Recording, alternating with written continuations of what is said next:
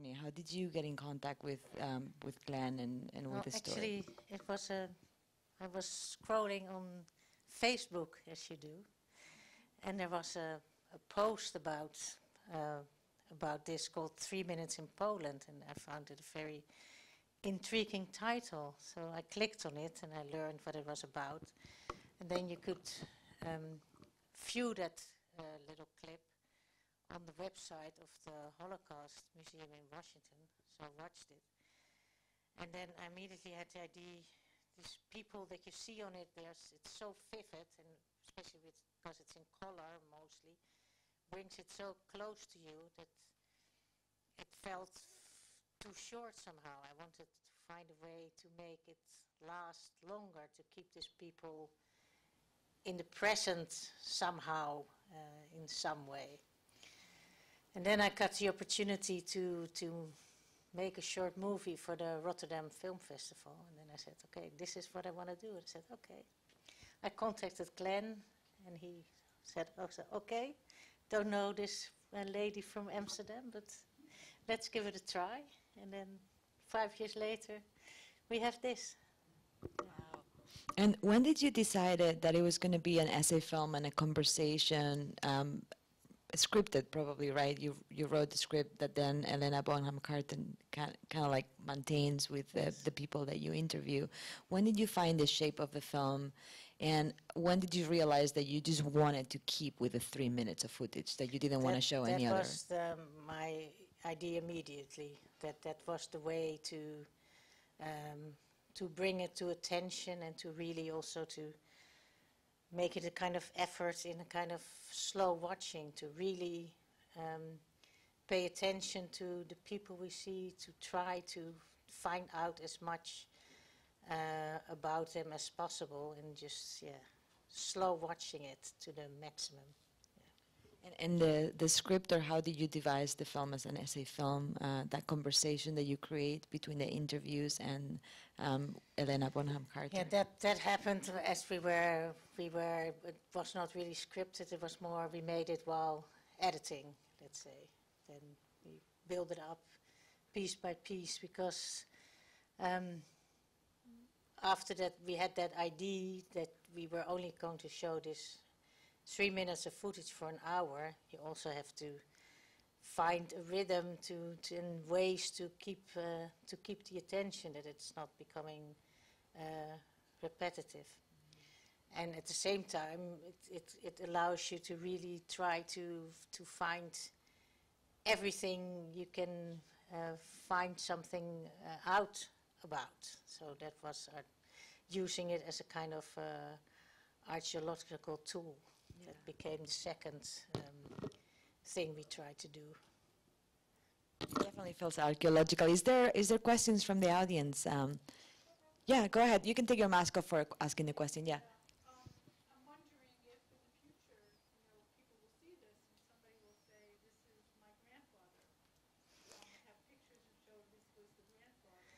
I certainly, that's the secret hope, of course, that will happen, because that happened also with Mr. Chandler. His granddaughter watched it, as I did, on that website of the Holocaust Museum in Washington, and she recognized her grandfather. And so maybe, of course, it's a long time ago, and most people are dead now. But for instance, the lady that is under that grocery sign, there's family of her still alive, but they don't have a picture of the woman, so they can't compare it to, is that her or not? So we cannot be sure that it is really her.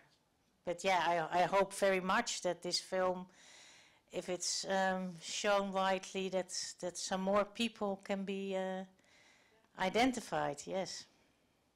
Yes, go ahead. My grandmother ended up, how many brothers? 3 of the brothers left to Israel before. And then my grandmother just knew that she had to escape, and she married my grandfather, and they fled. Like you said, I didn't know where. We have it on video actually in Yiddish, which I want to translate. But they made it into Russia, and they hid in Russia. No, not yet. They hid in Russia, and then after the war, Oh boy, a picture.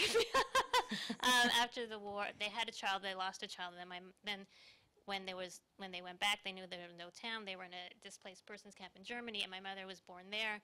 And then they ended up finding a cousin in Montreal, so we ended up in Canada, and then she has a different story. For me, my Saba married my Safta, and they went to Palestine. Well, then it was Palestine, not Israel. And my Safta came back to Nasielsk to have her second child. And I think when he was 6 weeks old, she said, you know what, we need to leave. And she left, and she was on the last boat out before they closed the border. So she was one of the last people that ever left Nasielsk. And then they were in Israel for many years, and they moved to America. So. Wow, thank you. Thank you so much for sharing that. Yes.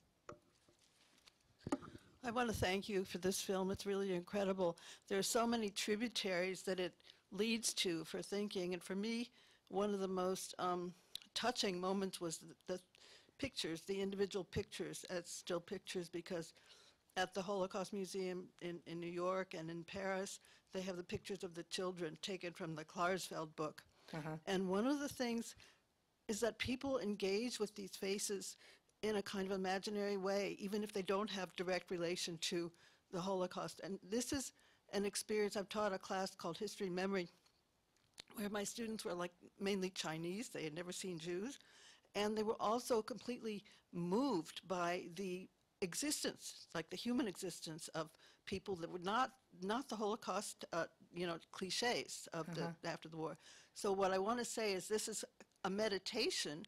It's also a meditation on meaning, and it will stand as its own monument for future generations who will have experience of this through this kind of investigation that you've done. I just think it's a magnificent film. Thank you. Thank you, thank you.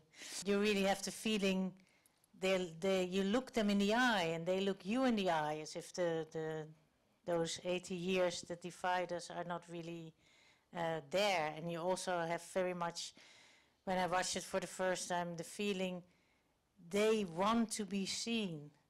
They want to be in the image. So I'm happy that now we are watching them. That was, let's say, my desire to do. Any more questions? Yes, go ahead. Do you have more details on how Mr. Camper survived? You said he had false papers. Yes,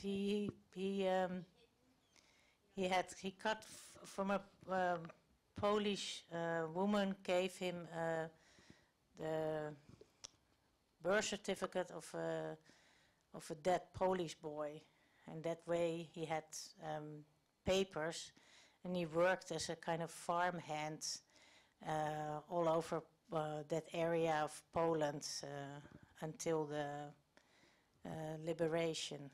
And he always had to be very careful not to give himself away, not knowing what day Christmas was or that sort of thing, or undressing. And so, yeah, but he managed to do that. Yeah, go ahead, please. I had a question about the soundtrack in the film, because Yeah. you don't show us contemporary images of the town, but you do give us the sound Yeah. of the town. And I was wondering how you made that choice. I thought it was really effective. Yeah, that happened, of course, when we decided not to show any other images than the images we see. You start to think of other ways to give information, and then of course you get to sound. So I went to Nasielsk and did a lot of sound recording there, and also of course we even employed a lip reader to really find out what the people are saying, because you see people do that. So, but the lip readers all said it's too fake. We can't figure it out. So that's why I had the idea. We just put words there that, are so generic that they must have been spoken also on that day in August 1938. Yes, go ahead. Yeah, I have wanted the way I thought, when you watch this movie and you see especially Mr. Chandler as a 13-year-old boy, and you hear him speak, you want to know what he looks like. So then I thought, okay, maybe at the end of the movie we can do that. And then I thought, okay, let's do everyone who was participating in the movie to reverse it a bit. So, yeah.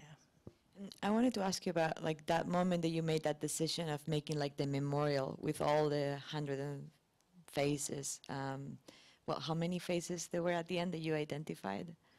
You There were identified only actually 11. only 11 have a But then you made the name. you made the collage of like Yes. 150 people, Something right? like that.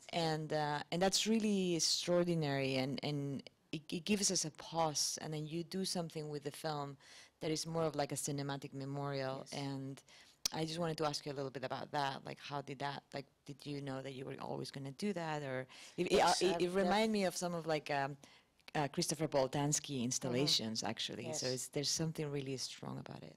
Well, I had someone helping me to find all these faces and take them out of the movie.